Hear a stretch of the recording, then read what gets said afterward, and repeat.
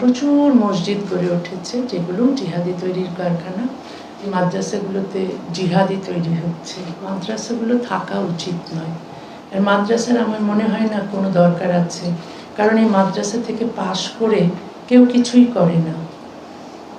মানে কেউ, এটা হচ্ছে কি যে ওরা এক ধরনের ভিক্ষে করে খায়, চাঁদা তোলে খায়। বিজেপি এই 3 মাসে প্রায় আমাদের রাজ্যে 50টি মহিলার উপরে শারীরিক অত্যাচার, যৌন হয়রানির মতো কেস হয়েছে এই বিজেপি আসার পর থেকে। এটা নিয়ে চর্চা হওয়া দরকার। তার পরিবর্তে তাসলিমা নাসরিন আসলে কি আমাদের জিডিপি বেড়ে যাবে নাকি? 200 ইউনিট করে যে বিদ্যুৎ ফ্রিতে দেবে বলেছিল, সেটা কি তো আপনার হয়ে যাবে? যা যেখানে মধ্যে যেতে পারে। আমার দেশ সবার জন্য দরজা খুলে রেখেছে, কিন্তু আমার দেশের শান্তির পরিবেশকে যদি কেউ নষ্ট করে, তাহলে কিন্তু তার অবস্থা খারাপ হবে। যারা তসলিমাকে ভালোবাসে তাদের জিজ্ঞাসা করো, তসলিমা নাসরিন আমি ভালোবাসি না, যাও।